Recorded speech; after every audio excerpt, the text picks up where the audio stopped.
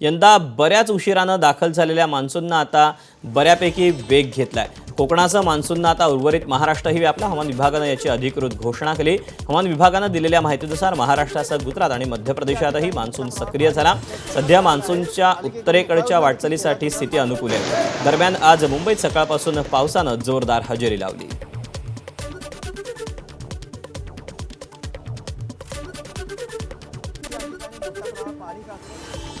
सातारा जिल्ह्यात कालपासून पावसानं जोरदार हजेरी लावली। साताऱ्याच्या पाटण तालुक्यातील पाथरपुंज इथं एका दिवसात देशातील सर्वात जास्त पाऊस नोंदवला गेला।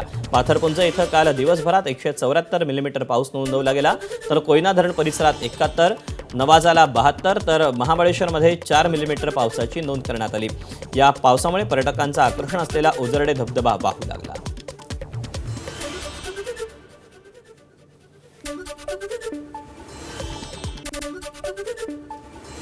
पहिल्या पावसानंतर खंडाळा घाटाचं सौंदर्य खुललं। पावसाळा सुरू होताच लोणावळा आणि खंडाळा घाट परिसर हिरवाईनं नटला। डोंगररांगा, धुक्याची चादर आणि वाहणारे धबधबे यामुळे संपूर्ण घाट परिसराचं रूप बदललं। पावसाच्या सरींमुळे निसर्गाचा अद्भुत नजारा पाहायला मिळत असून लोणावळा खंडाळा घाट जणू नव्या रूपात अवतरला।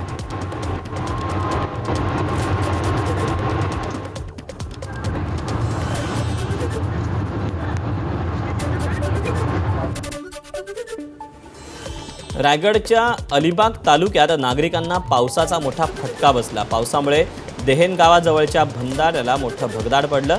या बंधाऱ्यामुळे देहेन गावाचा इतर गावांशी संपर्क हा पूर्णपणे तुटला। बंधारा वाहून गेल्यानं गावातील नागरिकांसह विद्यार्थ्यांची मोठी गैरसोय होती।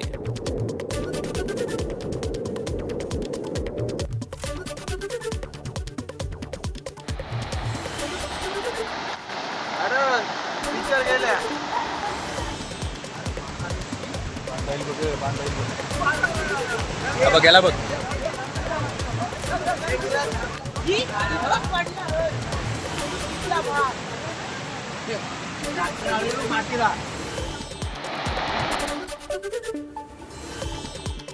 छत्रपती संभाजीनगरच्या सोयगाव तालुक्यात निसर्गाचा रौद्र अवतार पाहायला मिळाला।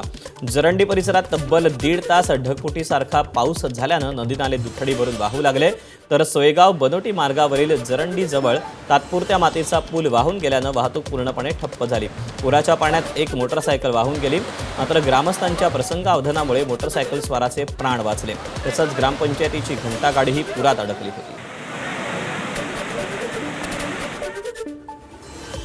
धुळे शहरासह जिल्ह्यात पावसानं हजेरी लावली। पावसामुळे शेतकऱ्यांसह सर्वसामान्य नागरिकांना दिलासा मिळाला। जून महिन्याच्या अखेरीस पाऊस आल्यानं शेतीच्या कामांना वेग आला। दरम्यान पुढील काही दिवस पावसाचा इशारा देण्यात आलाय। वातावरणातील या बदलामुळे सर्वसामान्य नागरिकांनाही दिलासा मिळाला। हिंगोली शहरात मुसळधार पावसानं हजेरी लावली। जिल्ह्यात सलग दुसऱ्या दिवशी पावसानं हजेरी लावली। मागील काही दिवसांपासून शेतकरी जोरदार पावसाच्या प्रतीक्षेत होते, त्यामुळे आज पाऊस बरसल्यानं शेतकरी वर्गात आनंदाचं वातावरण आहे।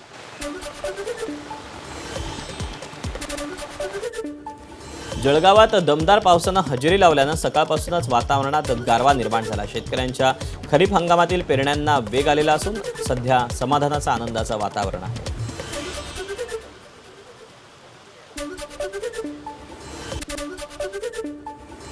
जळगावच्या मुक्ताईनगरमध्ये मुसळधार पावसानं हजेरी लावली। मुक्ताईनगर आणि परिसरात जोरदार पाऊस झाला, त्यामुळे परिसरात पाणी साचायला सुरुवात झाली होती।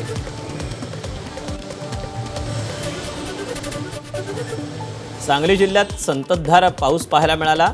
खरीप हंगामातील मशागतीच्या कामांना वेग आला। पावसामुळे शेतकऱ्यांनी नांगरणी, कुळवणी आणि पेरणीपूर्व तयारीसाठी हालचाली वाढवल्या। रायगड जिल्ह्यातही मुसळधार पाऊस झाला। शेतीच्या कामांना वेग आला। अनेक कोरड्या पडलेल्या नद्या देखील काही प्रमाणात वाहू लागल्या। पावसाचा जोर कायम राहिल्यास रायगड जिल्ह्यातील प्रमुख नद्यांमध्ये मोठ्या प्रमाणात पाण्याच्या पातळीत वाढ होण्याची शक्यता आहे।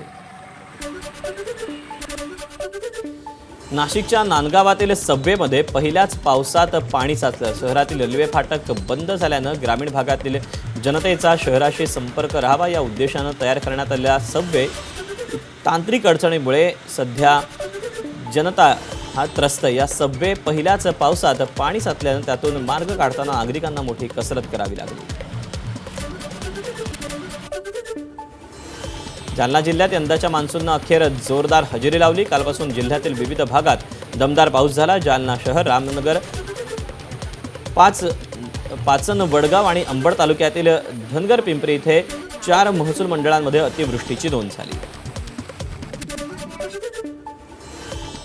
जालना जिल्ह्यात सर्वदूर पाऊस सुरू आहे. मात्र पहिल्याच पावसात महानगरपालिका कार्यालय तुंबलं. पालिकेच्या प्रवेशद्वारावरच पाणी साचलं. मान्सूनपूर्व तयारीच्या कामांची यामुळे पोलखोल झाली. प्रवेशद्वारातच पाणी साचल्यानं कर्मचारी आणि नागरिकांची गैरसोय झाली.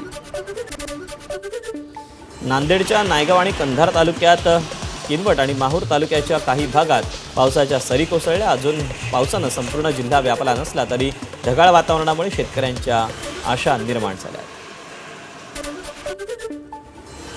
महाबळेश्वर पाचगणी परिसरात मुसळधार पावसानं जनजीवन विस्कळीत झालं. पाचगणीमध्ये शासकीय विश्रामगृहासमोर अचानक एक महाकाय वृक्ष कोसळला. यामुळे दोन्ही वाहनांचं नुकसान झालं. सुदैवानं जीवितहानी झाली नाही. मात्र घटनेमुळे महाबळेश्वर पाचगणी मार्गावर वाहतूक काही काळ पूर्णपणे ठप्प होती. रत्नागिरीच्या गुहागरमधील पालशेतमध्ये माध्यमिक शाळेच्या इमारतीचा भाग कोसळला. सुदैवानं या घटनेत कोणतीही जीवितहानी झाली नाही. मुसळधार पाऊस सुरू असताना अचानक इमारतीच्या बांधकामाचा काही भाग कोसळल्यानं एकच खळबळ उडाली. यावेळी विद्यार्थ्यांसह शिक्षकांची तारांबळ उडाली.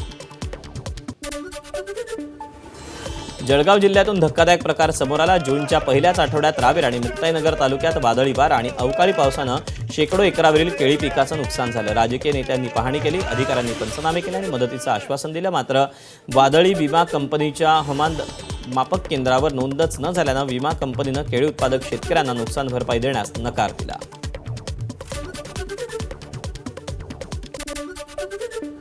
अरुणाचल प्रदेशमध्ये ढगफुटी झाली. मुसळधार पावसामुळे नदी नाल्यांना पूर आला. या दुर्घटनेत एका महिलेसह 3 वाहून गेले. त्यांचा अद्याप शोध लागलेला नाही. ही घटना केई पन्योर जिल्ह्यातली.